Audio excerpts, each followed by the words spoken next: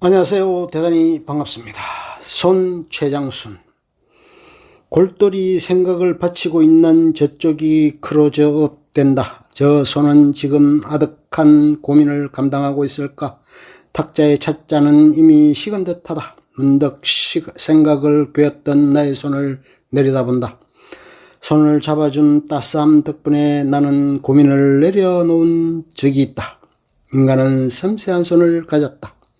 원숭이의 손이 인간과 닮았다지만 세밀한 움직임은 따라올 수 없다. 원숭이의 두 손이 네 발의 일부라고 생각해 볼 때 온전히 손의 역할만 감당하는 인간의 그것과는 확연히 다를 수밖에 없다. 엄지가 짧아 다른 손가락 끝과 합칠 수 없는 것도 그 때문이다. 외부의 뇌로 불릴 만큼 뇌에 가장 큰 지배를 받는 운동기관이자 감각기관인 손. 먹이를 사냥하고 무언가를 만들고 온갖 감정을 표현하지만 가만 살펴보면 손은 여러 의미를 집어올린다. 손은 내력이다.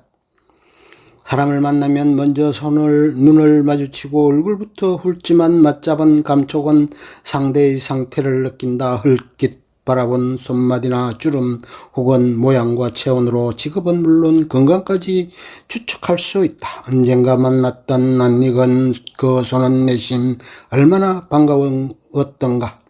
불현듯 경배의 입맞춤을 하고 싶어졌다. 저 손끝이 만발했던 울퉁불퉁한 손마디에 지문마저 무뎌진 그 손은 잊히지 않는 뭉클한 손이다. 수상으로 기륭화복을 점치기도 한다. 손금은 애초 정해지기도 하지만 살아온 만큼 달라진 궤적이기도 하다.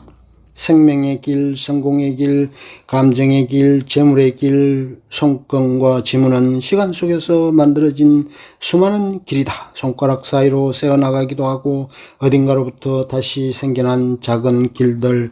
손이 예쁘다거나 밉다고 말하지만 손의 모습도 인간의 시간의 흐름에 따라 달라지는 것. 손을 보면 그 사람의 내력이 보이는 까닭이다.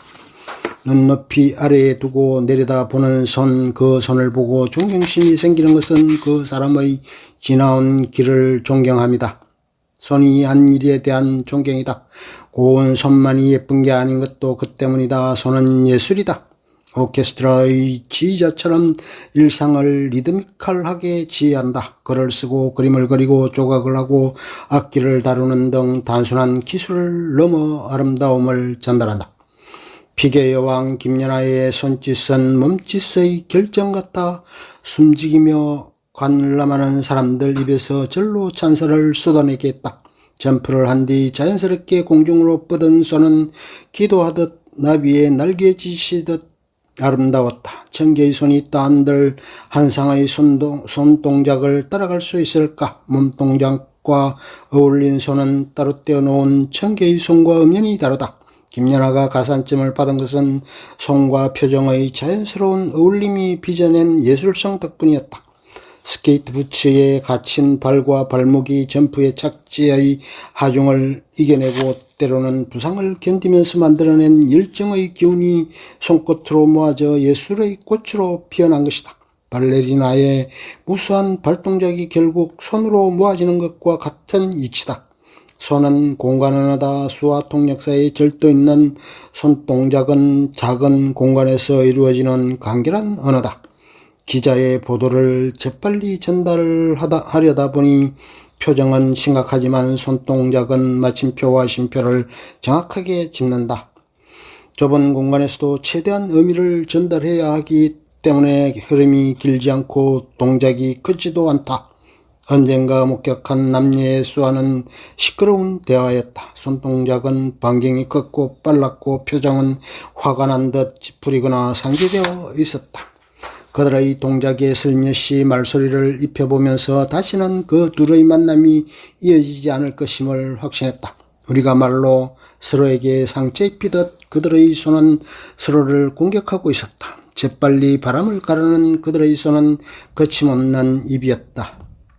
손버릇으로 곤혹을 치른 적이 있었다. 상대의 면전으로 튀어나간 권총 모양의 손짓이 삿대질로 오인되었다. 오랜 군생활에 익숙한 손동작이었다. 여긴 군대가 아니잖아. 손버릇 좀 고쳐. 불쾌해진 상대가 고음으로 대받아쳤을 때 아차 싶었다. 손은 무기다. 주먹을 쥔 손은 공격적이고 주먹을 편 손은 개방적이다. 주먹을 상대 이면전에 들이대거나 몸을 가격할 때는 무기로 변한다. 움켜쥔 주먹은 결연한 의지이며 분노이며 저항이다. 기분 나쁘다고 휘두른 주먹은 법의 심판을 받아야 하고 누군가를 지켜준 주먹은 선의의 방어무기다. 불화했던 누군가와 화해하고 싶다면 주먹 쥔 손을 펴서 상대에게 내밀어야 한다. 만난 손과 손은 사교이자 화해다. 이렇듯 손은 내 감정과 상대방의 감정을 나타내는 신체의 온도계다. 지나치면 무례가 되고 치안으로 오해받는다.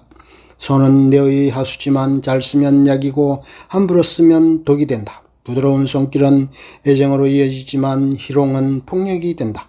킹정남을 독살한 무기는 독곡물을 바른 손이었다. 단 한 번 얼굴을 비볐을 뿐인데 죽음을 부른 것이다. 아무데서나 담배를 쥔 손은 불특정 다수의 건강을 해치고 악성 댓글을 다는 악플러의 손은 치명적인 무기다. 손은 표정이다. 악수는 우호, 박수는 칭찬과 격려의 표시다. 두 손을 비비면 비굴한 아부가 된다. 손이 뻘이 되도록 빈다는 말은 큰 죄를 진 것에 대한 용서를 비는 행위이다. 손들어 명령하는 것은 저항하지 말라는 메시지이고 전투 중 포로들이 두 손을 머리 위로 번쩍 치켜 올리는 것은 항복의 뜻이다. 치켜 올린 엄지는 상대를 웃게 만들고 세운 중지로 상대를 가리키면 욕이 되고 손바닥을 상대에게 흔들면 반가움이 된다. 손은 마음이다. 마음 가는 곳에 손이 따라간다. 말하기 곤란한 어렵고 미묘한 상황에서 손은 풍부한 어휘력을 발휘한다. 괜찮아 묻지 않아도 손이 먼저 상대 손이나 이마에 얹어질 때 마음은 충분히 전달된다. 두 서너 달에 한 번꼴로 아이들이 부대를 찾아왔다. 모처럼 전방골짜기가 환해지던 그때 막 여드름이 나기 시작한 아들과 딸에게 해줄 말이 많았지만 무슨 말부터 해야 할지 혹여 마음이라도 상하게 할까 싶어 조심스러웠다. 잠자리에서 말없이 아들의 손을 잡아주거나 딸의 손을 토닥여주는 것이 고작이었지만 손을 통한 마음과 마음은 훈훈했다.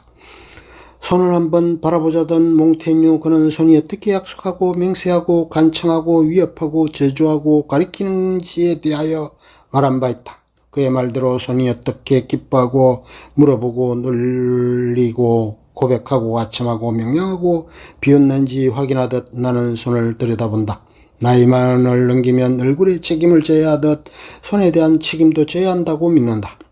팔목 아래 작은 지체 눈에 종속된 도구라 할지라도 손은 위대하다. 오른손이 한 일을 왼손이 모르게 하라는 말씀도 있지만 같은 몸에 붙어있는 손이라도 그것의 쓰임은 어느 일을 담당하느냐에 따라 가치가 달라진다. 밥을 먹는 손과 볼일을 해결하는 손. 하지만 손은 결국 홀로가 아닌 함께해야 빛나는 것. 박수가 그렇고 보응이 그렇다. 쓰다듬거나 만지거나 손은 결국 실천하는 마음의 도구가 아닌가.